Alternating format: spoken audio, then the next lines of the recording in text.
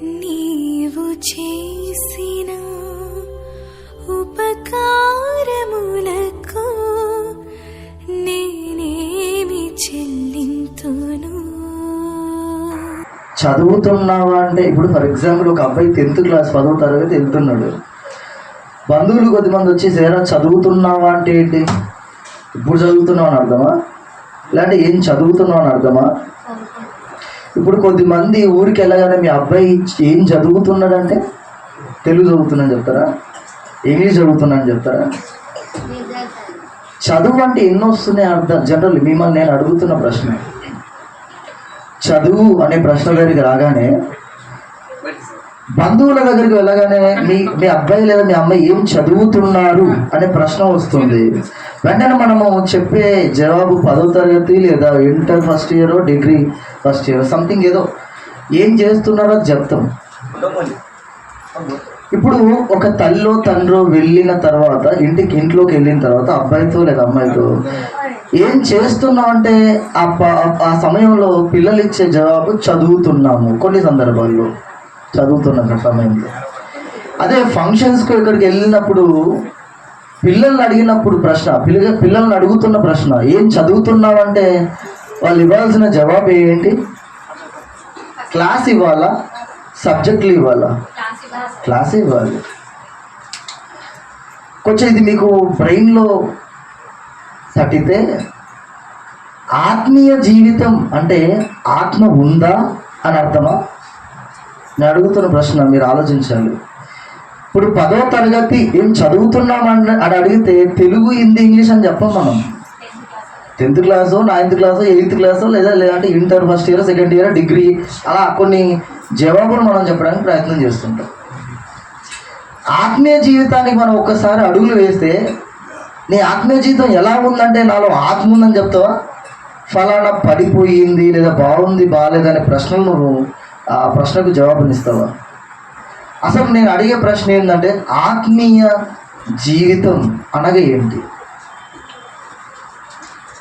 అంటే 2 ఎముకలు లేదంటే కొన్ని ఎముకలు ఉండి, కాళ్ళు చేతులు ఉండి, ప్రాణం పనికొచ్చి ప్రాణం పనిచేస్తూ లేదా జీవం ఉండి హార్ట్ కొట్టుకొని లోన ఆత్మ పనిచేయడం, అది ఆత్మీయ జీవితం అంటామా?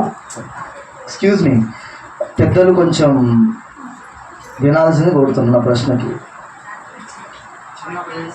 ఆత్మీయ జీవితం అనగా కాళ్ళు చేతులు ఉండి ఒక శరీరంలో ఆత్మ ఉండడం వల్ల దాన్ని ఆత్మీయ జీవితం అందామా? ఇప్పుడు ఒకసారి ఆదికాండంకి వెళ్దాం. ఆదికాండము 2వ అధ్యాయం అడుగులు వేద్దాం మన పరిశీలనలోకి.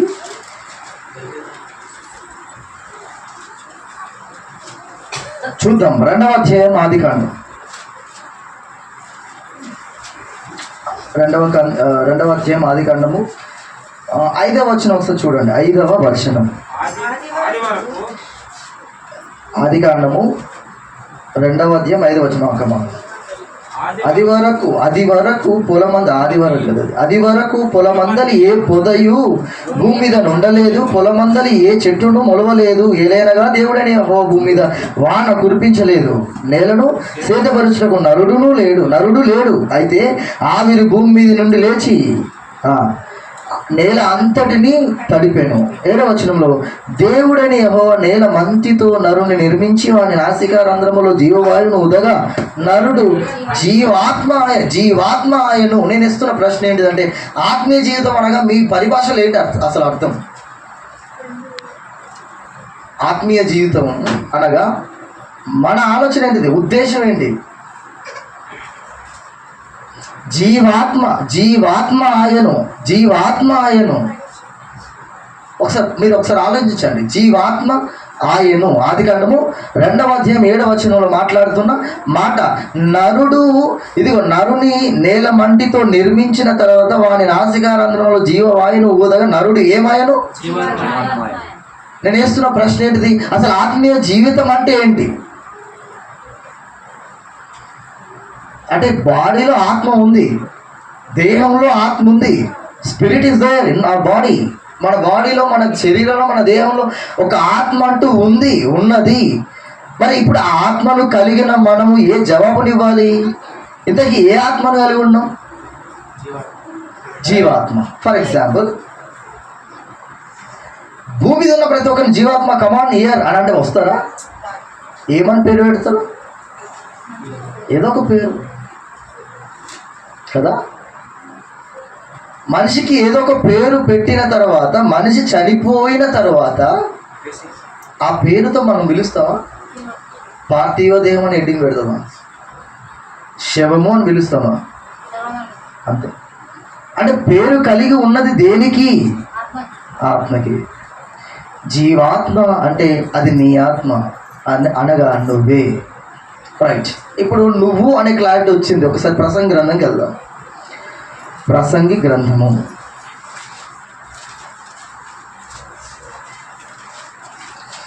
క్వశ్చన్ వేద్దాం అనుకుంటున్నాను. ప్రసంగి గ్రంథం ఎంతమంది క్లారిటీగా చదివి ఉన్నారు? ప్రసంగి గ్రంథాన్ని క్రిస్టల్ క్లియర్గా నాకు బాగా అర్థం ఉంది. నాకు ప్రసంగి గ్రంథం కనీసం ఒక 2-3 సార్లు అని చదివాను. 10 సార్లు అంటే నవ్వుడు తెలుస్తారా, అందుకని 2-3 సార్లు అంటే అన్నాను. కనీసం మేము ప్రసంగి గ్రంథాన్ని 2-3 సార్లు చదివానన్న వాళ్ళు ఒకసారి చేతులు లేపండి ఇష్టమైతే. ఒకవేళ చేతులతో ఇష్టం లేకపోతే దించండి, నేనేమన్నాను. ప్రసంగి గ్రంథాన్ని నేను కనీసం 2-3 సార్లు ధ్యానించాను అన్న వాళ్ళు చేతులు లేపండి. ధ్యానించాను అన్నవాళ్ళు ప్రసంగి గ్రంథాన్ని, ఎస్పెషల్లీ నేను ఒక గ్రంథం గురించి మాట్లాడుతున్నాను కాబట్టి ప్రసంగి గ్రంథాన్ని కనీసం నేను 2-3 సార్లు చదివానని చెప్పేసి అన్నవాళ్ళు, చదివాను, ధ్యానించాను. అది మన డేటా ఇది. ఇప్పుడు నేను చెప్తున్న వాక్యం అర్థమవుతుంది అంటారా? ప్రసంగి గ్రంథంలో ఉంది. మీకే ప్రశ్న, అర్థం కాదంటారా? ప్రసంగి గ్రంథం 10వ అధ్యాయంకి వెళ్దాం ఒకసారి. ఈ వచనం భావం మీరు ఒకసారి ఆలోచించాలి, మీరే ఆలోచించాలి. ప్రశ్నలు నావి, జవాబులు మీవి. రైట్. ఒకసారి 2వ వచనం చూడండి. 2వ వచనం, జ్ఞాని యొక్క హృదయము అతని కుడి చేతిని ఆడించును. రైట్. నెక్స్ట్,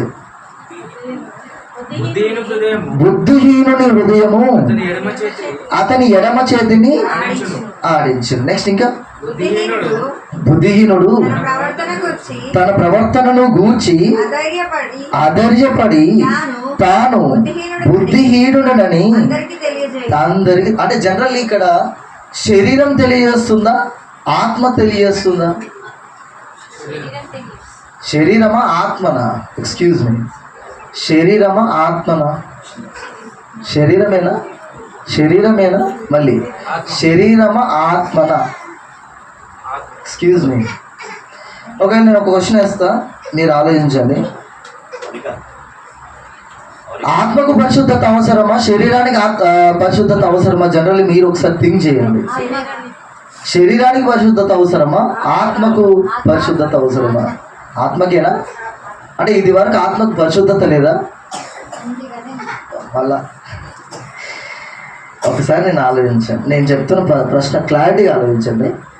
యేసుక్రీస్తు వారు ఆత్మను రక్షించడానికి వచ్చానని చెప్పాడా, శరీరాన్ని రక్షించడానికి వచ్చానని చెప్పాడా? ఆత్మను రక్షించడానికి మనిషి కుమారుడు వచ్చి ఉన్నాడు, దిగి ఉన్నాడు. నేను అడుగుతున్న ప్రశ్న ఏంటిది? మన ప్రవర్తన లేదా మన చెడుతనం అనేది శరీరం ద్వారా బయటకు వస్తుందా, ఆత్మ ద్వారా బయటకు వస్తుందా? ఆత్మ ద్వారా. ఇక్కడ ఏమంటున్నాడు ఇక్కడ క్లియర్గా, మరొకసారి మీకోసమే. ఆత్మ అంటే ఒక దాన్ని కంట్రోల్ చేస్తున్నాడు. ఒకసారి చూడండి. జ్ఞాని యొక్క హృదయము. జ్ఞాని అంటే జనరల్గా ఆత్మ కలిగిన ప్రతి ఒక్కరు 2 కేటగిరీస్ ఉంటారు. ఒకరు బుద్ధిహీనుడు, ఒకరు బుద్ధి గలవారు. మరి అందరికి ఆత్మ ఉంది కదా, అందరు బుద్ధిహీనులు అవ్వాలి కదా అంటే అదే చెప్తున్నా. శరీరంలో ఉన్న ఆత్మను కలిగిన మనము లేదా ఆత్మయున్న మనమే, ఈ మనిషి దేహంలో, మానవ దేహంలో ఉన్న మనమే 2 కేటగిరీలుగా డివైడ్ అవుతూ ఉంటాం. మంచితనంలో, చెడుతనంలో. అవునా? ఇది గుర్తుపెట్టుకుంటే ఇక్కడ ఆత్మను ఒక్కసారి అటాచ్ చేసి చదవండి. ఆత్మగా ఉన్న ఈ జ్ఞాని యొక్క హృదయము అతని కుడి చేతిని ఆడించును అంటే మంచి విషయాల్లో. నెక్స్ట్, బుద్ధిహీనుని హృదయము అంటే ఏంటి? ఆత్మకు ఉందా, శరీరానికి ఉందా? ఎక్స్క్యూజ్ మీ, ఆత్మనేనా? క్లియరేనా? రైట్. ఇక్కడ ఏమంటున్నాడు? బుద్ధిహీనుని హృదయము అతని ఎడమ చేతిని ఆడించాలంటే చెడు పనులలో ఎవరు ఉంటున్నారు? ఆత్మగా నువ్వు నేనే. ఆత్మగా నువ్వు నేనే. మంచి పనులలో ఉండాల్సింది ఉంటుంది ఏంటిది? ఆత్మగా నువ్వు నేనే. చెడు పనులలో చేతులు వేస్తుంది ఆత్మగా నువ్వు నేనే. బుద్ధిహీనుడు తన ప్రవర్తనను గురించి అధైర్యపడి అసలు దేవుడు ఒక మాట అన్నాడు, పిరికితనము గల ఆత్మ ఎక్కడికి ప్రవేశించుట అసాధ్యము? పరలోక ప్రకటన గ్రంథములు ఉందా? అంటే ఆత్మకు పిరికితనం ఉంటుందా? ప్రేమ ఉంటుందా? జాలి ఉంటుందా? కరుణ ఉంటుందా? ఎస్. శరీరానికి లేనిదేంటి? ఇవే. శరీరానికి లేని ఇవే. మరి శరీరానికి ఉన్నది ఏంటిది? పెయిన్, నొప్పి. ఏది ఉంటే తెలుస్తుంది? ఆత్మ ఉంటేనే తెలుస్తుంది. ఆత్మ వెళ్ళిపోతే ఇది తెలియదు. నువ్వు బాధపడుతున్నావు అంటే ఆత్మ ఉంది. ఆత్మ తెలియజేస్తుంది బాధపడుతున్నాడు. సంతోషంతో ఉన్నాడు, ఆత్మ ఉంది. పెయిన్ అనిపిస్తుంది, ఆత్మ ఉంది. కొన్ని ఆలోచన తీసుకుంటున్నాడు, ఆత్మ ఉంది. సలహాలు ఇస్తున్నాడు, ఆత్మ ఉంది. అందుకే బుద్ధిహీనమైన ఆత్మ, బుద్ధిని కలిగించు ఆత్మ. ఇది ఒక్కసారి మనసులో పెట్టుకుంటే మళ్ళీ వద్దాం ఇక్కడికి. ఒకసారి కీర్తనల గ్రంథంకి వెళ్దాం. కీర్తనల గ్రంథము ధ్యానిద్దాం. కీర్తనల గ్రంథము. డౌట్స్ ఉన్న వాళ్ళు చేతులు లేకపోవచ్చు, ఏం పర్లేదు. వాక్యం తప్పైతే అక్కడే సరి చేసుకోవాలి. పరిశీలిద్దాం. కీర్తన గ్రంథం 1వ అధ్యాయం చూద్దాం ఒకసారి. కీర్తనలు 1వ కీర్తన. ఇక్కడ కొన్ని కేటగిరీస్ చెప్తున్నాడు. 1వ వచనం చూడండి. దుష్టుల ఆలోచన ఎవరికి ఉంది? ఆలోచన శరీరానికా? ఆత్మకే. చనిపోయిన శరీరాన్ని దగ్గరికి వెళ్ళి, డెడ్ బాడీ దగ్గరికి వెళ్ళి కొన్ని ఆలోచన చెప్పమంటే చెప్పదే. కాస్త లేచి నాతో మాట్లాడడం లేవదే. దుష్టుల ఆలోచన చెప్పున్నాడు. ఒక పాపులు ఎవరింతకి? సిన్నర్స్ ఎవరిక్కడ?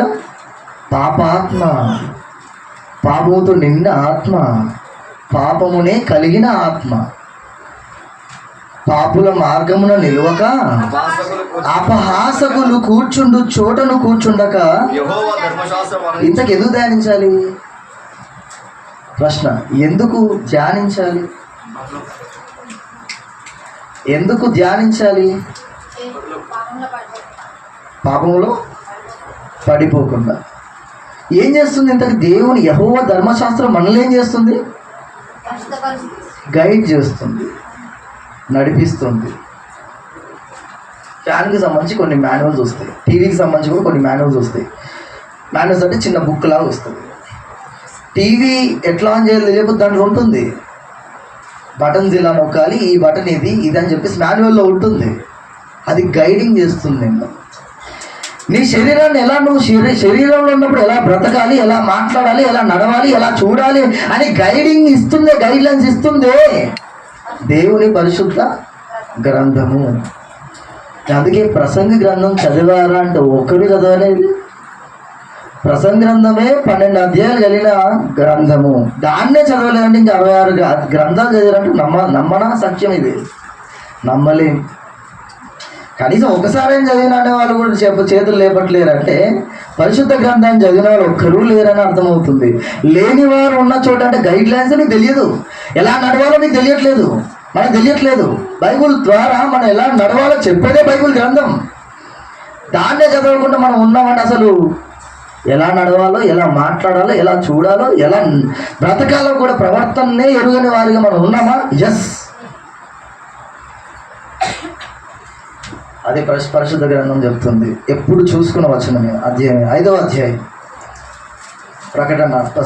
ప్రసంగి 5వ అధ్యాయం 1వ వచనం చూడండి ఒకసారి.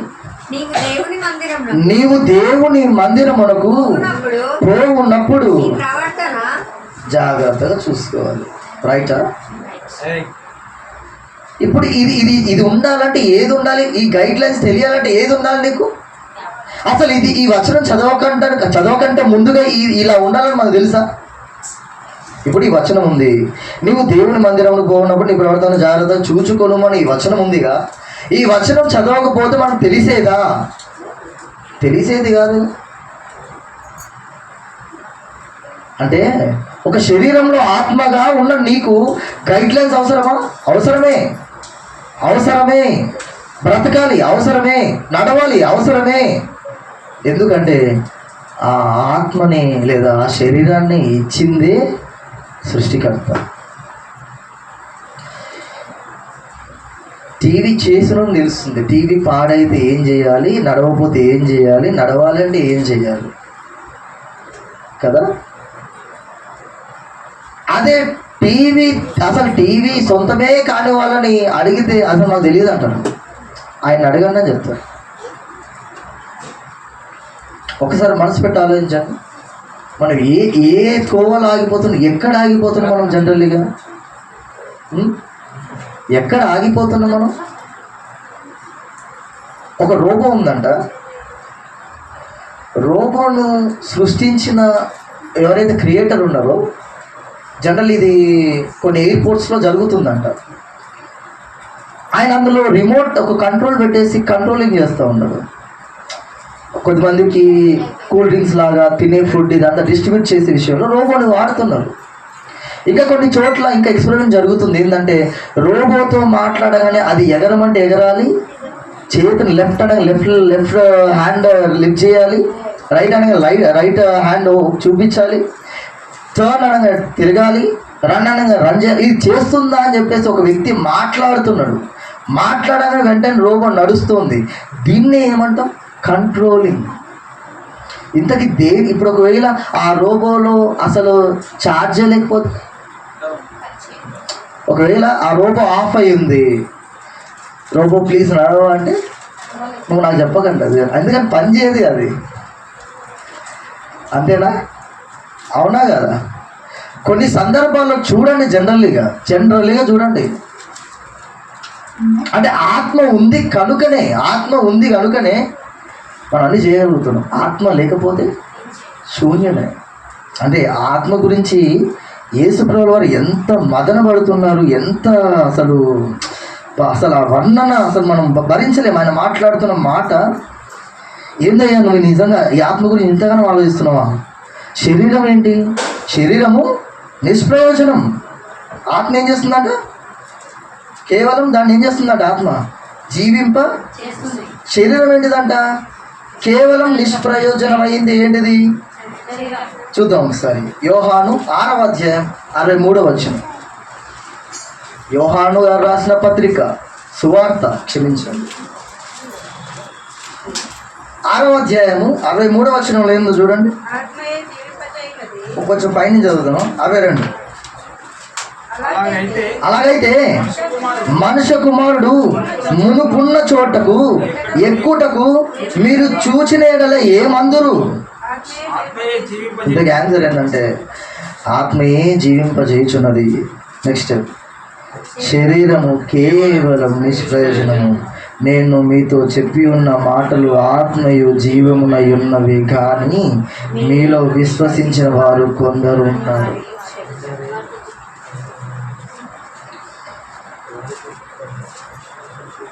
ఈ ఆత్మ, పాపములో పడి ఉన్న ఈ ఆత్మకి నడిపించే ఒక శక్తి అవసరమైనది. చాలా జాగ్రత్త విన్నాం.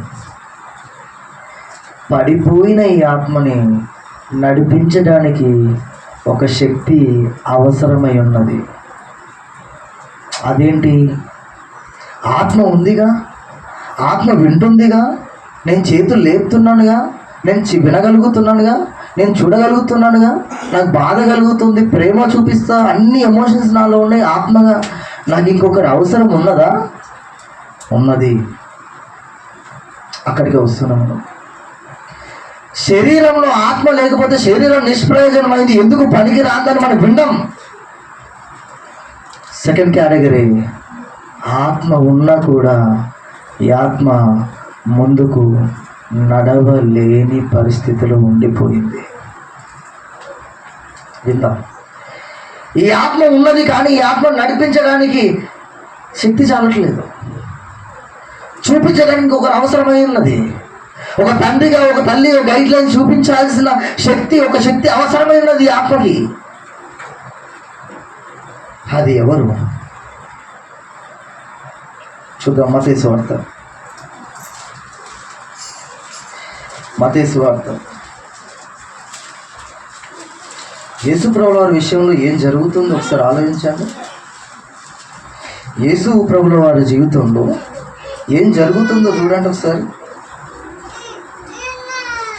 మత్తయి సువార్త 4వ అధ్యాయం. ఎప్పుడు ఈ లెంట్ డేస్లో చదువుకోవడం ఇది మొదటి వచనం. అప్పుడు యేసు అపవాది అనే ఇంకొక ఆత్మ ఉంది, శోధిస్తోంది. ఎవరిని? ఉన్న ఆత్మని, అంటే మనల్ని శోధిస్తుంది. యేసు ప్రభువుని శోధించాలని చెప్పేసి ఎక్కడికి తీసుకొని వెళ్ళింది? కొండ మీద తీసుకుని వెళ్ళింది. బాగా గుర్తుంది ఇది. 2వ వచనం. 40 దినములు 40 రాత్రులు ఉపవాసం ఉండిన పిమ్మట ఆయన ఆకలి. ఇక్కడికి జనరల్ చెప్పాలి, యేసు ప్రభువుల వారు ఆత్మగా తాను చేసే పని చేస్తున్నాడు, తాను నల్లగొట్టుకుంటున్నాడు. అయినా కూడా ఒకరు అవసరమై ఉన్నారు. ఇది అద్భుతమైన విషయం. ఇప్పుడు రాళ్ళను రొట్టెలుగా చేసింది ఎవరి సహాయముతో చెప్పగలరా మీరు? మనం ఇప్పుడు ఇప్పుడు 5 రొట్టెలు 2 చేపలని మాట్లాడి యేసు ప్రభువులు ఎత్తారు అన్నాం కదా. ఎవరి సహాయముతో చెప్పనా? పరిశుద్ధాత్మ దేవుని సహాయంతో. యేసు ప్రభువులు మనం విన్నాం, కానీ ఆయనకు సపోర్టర్గా, ఆయన ఒక తమ్ముడిలా, ఆయన ఒక తండ్రిలా, ఒక తల్లిలా, ఒక ప్రేమగా, ఒక సపోర్టర్గా, ఒక బలంగా ఉన్నదే పరిశుద్ధాత్మ దేవుడు. అందుకే పరిశుద్ధాత్మ దేవుని విషయంలో యేసు ప్రభువుల వారు రియాక్ట్ అయిన విషయం ఏంటిది? ఆయన రియాక్ట్ అవుతుంది నన్నండి, పరిశుద్ధాత్మను ఒక్క మాటన్న మీకు పాప క్షమాపణ దక్కదు. ఎంత రియాక్ట్ అవుతున్నాడు యేసు ప్రభువుల వారు, ఎంత ఇన్వాల్వ్ అవుతున్నాడు ఆయన. నన్నన్నా కూడా మీకేం క్షమాపణ దొరుకుతుందేమో, కానీ పరిశుద్ధాత్మను మీరు పల్లెత్తి మాట మీరు అన్న, ఆయనను అవమానపరచిన మీకు పాప క్షమాపణ లభించదు, దక్కదు. వచ్చాం దగ్గరికి, ఆలోచిస్తున్నాం మనం. అంటే మనలో మనం నడవడానికి మనల్ని ప్రేరేపిస్తున్నది, మన వాక్యం ఇంతగా చెప్పడానికి ప్రేరేపణ ఇస్తున్నది, ఆ శక్తిగా ఉన్నది ఎవరు? పరిశుద్ధాత్మ. ఈ ఆత్మకు నడిపించడానికి, ఈ ఆత్మను ఆదరణ కలిగించడానికి వచ్చింది ఆయనేనా? ఆయనే. నేను బైబిల్ చదవలేకపోతున్నాను, నేను వాక్యం చెప్పలేకపోతున్నాను అంటే నువ్వు ఆ ఆత్మను తోసేస్తున్నావు. బాధపడాల్సింది నువ్వే ఆ ఆత్మను త్రోసేస్తున్నావు. దావీదు ఒక్కసారి త్రోసేసినందుకు ఏడుస్తున్నాడా? అవును. ఒక్కసారి త్రోసేసినందుకు ఏడుస్తున్నాడా? అవును. యుద్ధం చేస్తున్నప్పుడు ఆత్మ వచ్చి సహాయం చేసే, రాజ్యాన్ని పరిపాలన చేస్తున్నప్పుడు ఎలా పరిపాలన చేయాలో రాజుగా ఉన్న దావీదుకు తెలియదు. నేను దావీదును అవమానపరుస్తున్నా మీరు అనొచ్చు, కాదు. దావీదును నడిపించింది పరిశుద్ధాత్మ.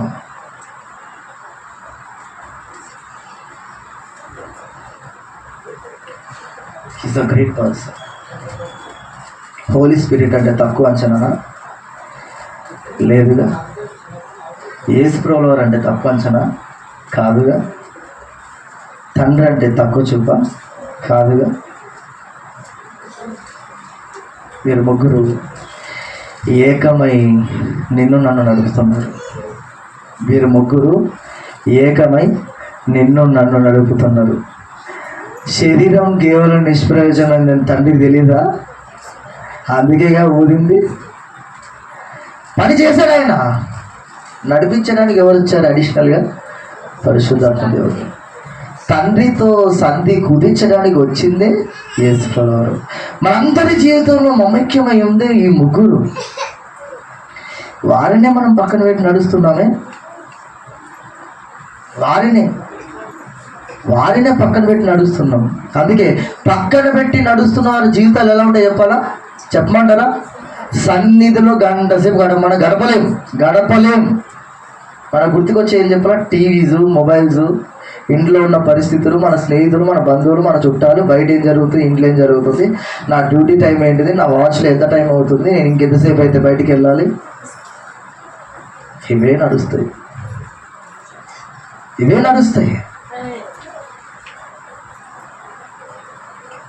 మనం ఇంకా ఏ సిరీస్లో నడుస్తున్నాం?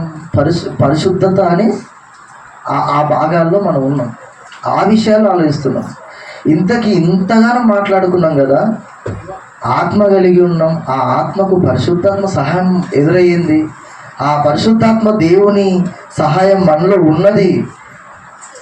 ఆత్మగా మనం ఉన్న తర్వాత మనలో పరిశుద్ధాత్మ దేవుని సహాయం అవసరమై ఉన్నది. అంటే నిజంగానే చెప్పాలని అంటే ఎలా అవసరమై ఉన్నది, ఎందుకు అవసరమై ఉన్నది? పరిశుద్ధాత్మ దేవుడు మనల్ని ఎందుకు నడిపించాలి? యేసు ప్రభువు వారు మనం వాక్యం చేత మనల్ని గైడ్ చేయవచ్చుగా. ఇంతగా పరిశుద్ధతగా నడవాలంటే మనకి ఏంటి? మన పరిశుద్ధతలో ఉండాలంటే మనకు ఛాయలు ఏమి ఉండాలి? పరిశుద్ధతలో ఉన్నామా లేవంటే తెలిపేది ఏంటిది? తెలిపేది ఎవరు?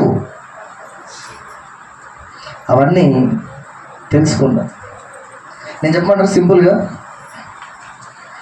నేను మాటికి ఒక క్వశ్చన్ వేస్తున్నా, దానికి అన్నిటికీ ఆన్సర్ ఏం చెప్పాను? సింపుల్గా పరిశుద్ధాత్మ. నేను ఏది అడిగినా వెంటనే చెప్పేది ఆన్సర్ ఏంటి చెప్పండి? క్యా బాత్ కదా. మనల్ని నడిపించేది ఎవరు? పరిశుద్ధాత్మ. మనల్ని ఏం చేసేది ఎవరు? పరిశుద్ధాత్మ. మనం దుఃఖపరిచేది ఎవరు? పరిశుద్ధాత్మ. బాధలు కలిగి దేవుడికి ప్రార్థన చేసేటట్టు చేసేది ఎవరు? పరిశుద్ధాత్మ. దేవుని మన మధ్య సంధి కుదిర్చడానికి వచ్చింది యేసు ప్రభువు వారు.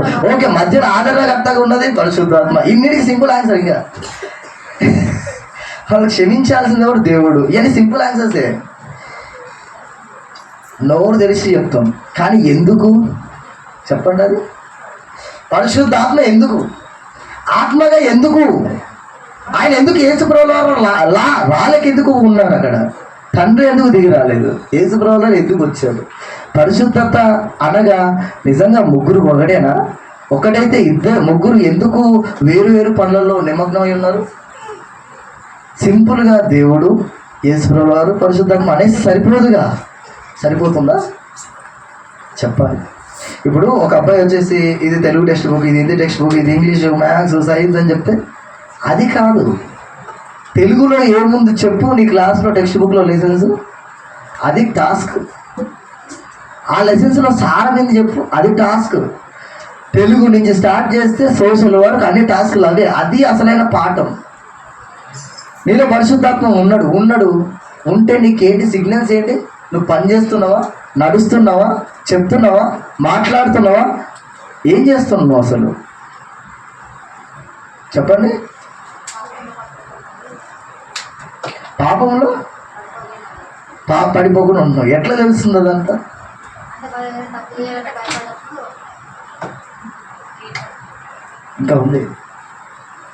ఇంకా ఉంది సార్. మనకు తెలిసింది పాపంలో పడిపోకుండా కాపాడుతున్నాడు కాదు. దానికంటే పెద్ద ప్రవస్థ ఉంది. నీ కొరకు ప్రతిరోజు యేసు ప్రభువు వారు అక్కడ కన్నీళ్ళు కారుస్తున్నాడు. ఎవరి దగ్గర తెలుసా? తండ్రి అయిన దేవుని దగ్గర. ప్రభువా, వీళ్ళు బ్యాప్టిజం తీసుకున్నారు, ప్రతిరోజు తినకూడని తిండ్లు తింటున్నారు, చేయకూడని పనులు చేస్తున్నారు, బూతులు, సరసోక్తులు, అబద్ధాలు, వాళ్ళకి ఇష్టమైన పనులని చేస్తున్నారు. దయతో క్షమించు ప్రభువా తండ్రి అని రోజు తండ్రి దగ్గర విన్నవించుకుంటున్నది నీ యేసు ప్రభువు వారు. ఇదంతా ప్రాసెస్లో పరిశుద్ధాత్మ ఏం చేస్తున్నాడు అసలు? ఆయన ఊరికే ఉన్నాడా? నువ్వు నెట్టేసినప్పుడు ఊరికే బయటికి వెళ్ళిపోతున్నాడా? ఏదో జరుగుతుంది. Something is happening in your life. అది తెలుసుకుందాం. మనది పరిశుద్ధతగా మనం లేము అని చెప్పేదే ఈ గ్రంథం. మీరు పట్టుకున్నప్పుడు, అందుకే మీరు బైబిల్ ఎందుకు చదవట్లేదు చెప్పాలా? సింపుల్ ఆన్సర్ చెప్తా. మీరు హట్టు కావద్దు, ఏం కావద్దు. ఇక ఒక ఆయన చెప్పాడు, నువ్వు బైబిల్ ఏం చదవట్లేదు అంటే, బైబిల్ చదువుతున్నప్పుడల్లా ఊరికి నేను తప్పులు ఉన్నానని చూపిస్తుంది బైబిల్, అన్నీ చదవట్లేదు అండి. అంతే. ఇంకా సింపుల్ ఆన్సర్. ఏమంటాడు ఆయన? నేను బైబిల్ చదువుతున్నప్పుడల్లా నాకు ఏదో ఒక తప్పు కనబడుతుంది నా జీవితంలో. ఊరికే బైబిల్ చదువుతున్నప్పుడు ఇది చేయొద్దు అది చేయొద్దు, నా సంతోషం నా సుఖం అంతా పక్కన పెట్టాల్సి వస్తుంది. అందుకే నాకు ఏమనిపించింది అంటే బైబిల్ పక్కన పెట్టేసి అయిపోతుందిగా, నాకు ఇష్టం వచ్చిన జీవితం జీవించవచ్చు కదా అన్నాడంట ఆయన. అర్థమవుతుంది నేను చెప్పిన మాట? నువ్వు ఎందుకయ్యా బైబిల్ని పక్కన పెట్టేస్తావు, చదవట్లేవు అంటే ఆయన అన్నాడంట, ప్రతిరోజు నేను నా సుఖమైన జీవితం నా సొంతంగా నా ఇష్టం వచ్చిన బ్రతుకుతాం అంటే బైబిల్ పట్టుకున్నప్పుడల్లా ఏదో ఒకటి అంటుంది బైబిల్ నన్ను, ఏదో ఒకటి చెప్తుంది బైబిల్ నన్ను.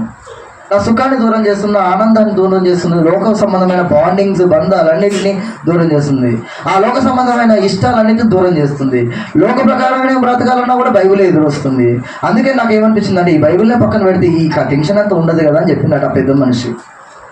ఎక్స్క్యూజ్ మీ, ఆ పెద్ద మనిషి చెప్పిన కథ అలాగ పెడితే ఆ కథ ఎవరిదో కాదు, మనదే. నువ్వు ఎందుకు బైబిల్ చదవట్లేదు? ఇదే కారణం. పరిశుద్ధంగా బ్రతకాలన్న ప్రతి ఒక్కరు బైబిల్ చదువుతారు. ఇది బైబిల్ చెప్తున్న మాట. నేను అంత పర్ఫెక్ట్గా బ్రతకను, నేను దేవునికి అంత పర్ఫెక్ట్గా ఉండలేను, నేను పరిశుద్ధంగా బ్రతకలేను అని చెప్తే ఆయన చెప్పే జీవితాలు ఏం చేస్తే తెలుసా, బైబిల్ని పక్కన. నేనేదో మిమ్మల్ని లెక్షన్ పెడుతున్నాను అనుకోకండి, ఇదే సత్యం. కాబట్టి సేకులు కూడా మీరు అడగవచ్చు, సేకులు కూడా చెప్పే మాట అదే. పరిశుద్ధతగా బ్రతకాలనుకున్న ప్రతి ఒక్కరూ బైబిల్ పట్టి చదవాలి, నడవాలి అనుకుంటారు. వద్దు నా ఇష్టమైన జీవితాన్ని బ్రతకాలనుకునేటోళ్ళు పక్క ఏదో ఒక రోజు వాళ్ళ జీవితంలో ఇష్టానుసారమైన జీవితం కోసం ఒక్కొక్క రోజు బైబిల్ చదవడం మానేస్తారు. మొత్తంగా బైబిల్ మానేసిన వాళ్ళు ఏంటంటే మొత్తానికి లోకంలో బ్రతకాలనుకున్న వాళ్ళు, అప్పుడప్పుడు బైబిల్ చదవాలనుకున్న వాళ్ళు, అప్పుడప్పుడు మొడుద్దాం అనుకున్న వాళ్ళు, ఏదో ఎండాకాలం ఒకసారి చదివేయాలనుకున్న వాళ్ళు, అప్పుడప్పుడు ఏదో సంఘంలో ఏదో పొడి చేద్దాం ఏదో రాసేద్దాం అనుకున్న వాళ్ళు వీళ్ళు. బైబిల్ ప్రతిరోజు చదువుదాం అనుకున్న వాళ్ళు, నాకు ఎవరొద్దు ప్రభువా నువ్వు ఉంటే నాకు చాలు అనుకునే వాళ్ళ జీవితాన్ని. కాబట్టి ఇవన్నిటి జీవితంలో మీరు ఏ సెషన్లో ఉన్నారు, ఏ కేటగిరీలో ఉన్నారో ఒకసారి ఆలోచించండి. కేటగిరీ ఏం చెప్తుంది? పరిశుద్ధతగా బ్రతకడానికి ప్రతిరోజు చదువుతుంది బైబిల్. కేటగిరీ బి ఏం చెప్తుంది తెలుసా? అప్పుడప్పుడు చదవడం మానేస్తాను, ఇది కేటగిరీ బి. కేటగిరీ సి ఏం చెప్తుంది తెలుసా? నేను మొత్తంగా బైబిల్ పట్టను, కేటగిరీ సి. కేటగిరీ డి ఏం చెప్తుంది తెలుసా? ఎండాకాలం అప్పుడప్పుడు పట్టుకుంటాడు. ఎండాకాలం అంటే సంవత్సరానికి ఒకసారి, న్యూ ఇయర్ వస్తుంది కదా అది. ఈ కేటగిరీలో మీరు ఏ కేటగిరీ చెందిన వాళ్ళు మీరు ఒకసారి ఊహించుకొని, దేవా మేము మీకు ఇంత దూరంలో పడి ఉన్నామని ఒకసారి ప్రశ్నించుకుందాం, ప్రార్థన చేసుకుందాం.